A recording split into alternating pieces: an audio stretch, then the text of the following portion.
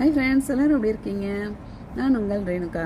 இங்கே குவைத்தில் இருந்து தான் பேசிகிட்ருக்கேன். குவைத்தில் நம்ம ஊர் மீடியாவில் போடுற மாதிரிலாம் ரொம்ப பதட்டமான சூழ்நிலைலாம் இல்லவே இல்லைங்க. எல்லாருமே அவங்கவுங்க வேலையை அவங்கவுங்க பார்த்துட்ருக்காங்க. வெளியில் பார்த்திங்கன்னா ஃபுல்லாக எல்லோரும் போயிட்டு வந்துட்டு இருக்காங்க, வேலைங்களுக்கு போயிட்டுருக்காங்க.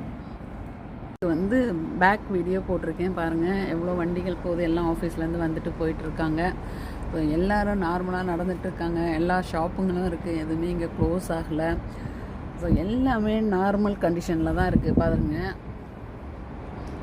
ஸோ லேடிஸாக இருக்கட்டும், கிட்ஸாக இருக்கட்டும், எல்லாம் நார்மலாக நடந்து போயிட்டு வந்துட்டு இருக்காங்க. எந்த ஒரு அசாதாரண சூழ்நிலையும் கிடையாது. இங்கே பார்த்திங்கன்னா பீச் தான் பக்கத்தில். நான் இப்போ பிங்க் கலர் பில்டிங் காமிச்சலாம், அது பின்னாடி பீச் தான் இருக்குது, கடல் தான்.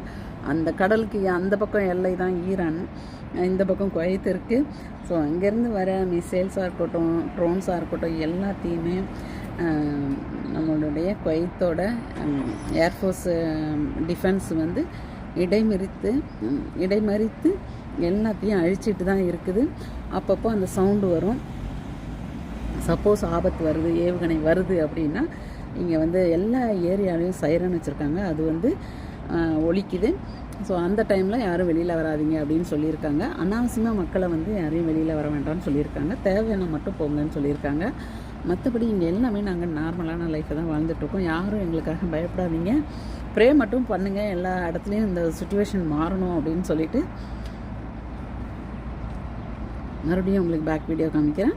பார்த்திங்கன்னா லேடிஸ்லாம் எவ்வளோ அழகாக ஜாலியாக போயிட்டுருக்காங்க பாருங்கள். இந்த மாதிரி வேறு எங்கேயுமே இருக்காது. இந்த ஒரு சூழ்நிலையில் கூட பாருங்கள், எல்லாமே நார்மலாக தான் நடந்துகிட்ருக்கு. இந்த பிங்க் கலர் பில்டிங்க்கு பின்னாடி தான் கடல் இருக்குது. ஸோ நான் யூஸ்வலாக வாக்கிங் போகிற இடம்.